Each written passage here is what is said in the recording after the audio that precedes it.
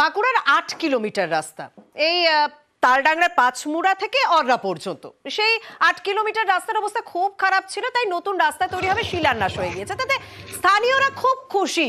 কিন্তু কারা খুশি নন? রাজনৈতিক দলের নেতারা, কারণ শাসক বিরোধী তরজা শুরু হয়ে গিয়েছে। ঢাকঢোল বাজিয়ে বর্ণাঢ্য শোভাযাত্রা করা হচ্ছে যখন তৃণমূল কংগ্রেস প্রার্থীর পক্ষ থেকে, তখন স্বাভাবিকভাবে সমালোচনায় মুখর বিজেপিরা। প্রথমে তৃণমূল কংগ্রেসের বক্তব্য শুনবো। তৃণমূল প্রার্থী তিনি কি বলছেন একবার শোনা যাক।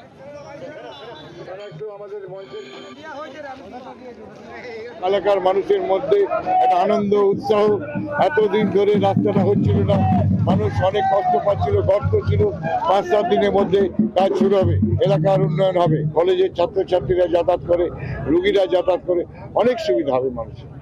তৃণমূল প্রার্থী তিনি বলছেন এলাকার মানুষের খুব ভালো হবে। হ্যাঁ, সত্যি ভালো কথা, কিন্তু বিজেপির পক্ষ থেকে কি বলা হচ্ছে একবার শোনা যাক।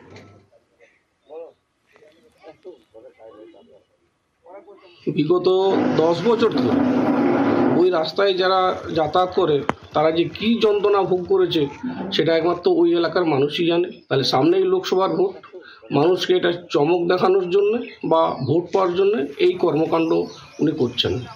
রয়েছেন আমাদের প্রতিনিধি প্রিয়ব্রত, এই কথাটাও তো অস্বীকার করলে চলবে না যে 10 বছর ধরে যে রাস্তার অবস্থা খারাপ তা হঠাৎ করে এখন কেন ঠিক হলো? যদিও মানে শেষে হলেও লেটে হলেও যে রাস্তা ভালো হয়েছে, এলাকার মানুষেরই উন্নয়ন হচ্ছে, কিন্তু এতদিন কেন হলো না?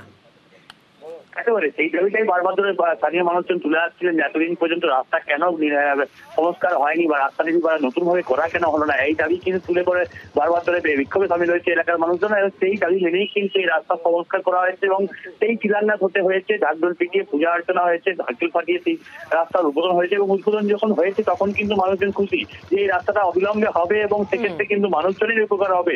যারা এই কদিন আগে পর্যন্ত চিকিৎসা পরিষেবা বা স্কুল কলেজ যেতে কিন্তু অসুবিধার মধ্যে পড়ছিলেন, কিন্তু সেটাকেও ভোটের যে তকমা লাগিয়ে দেওয়া, সেটাকে অবশ্য কটাক্ষ করা হয়েছে বিজেপির পক্ষ থেকে, ভোটের তকমা লাগিয়ে দেওয়া হয়েছে এবং ভোটের চমক বলে তারা দাবি করছে। এই রাস্তাও পাওয়ার ফলে মানুষজন খুশি, এমনটাও কিন্তু বিধায়কের মুখ থেকে স্থানীয় যে বিধায়ক দেরিতে হলেও এলাকার মানুষ রাস্তা পাবেন সেই আশাতে তারা যথেষ্ট খুশি রয়েছেন। শাসক বিরোধী তরজা চলুক। ধন্যবাদ প্রিয়ব্রত।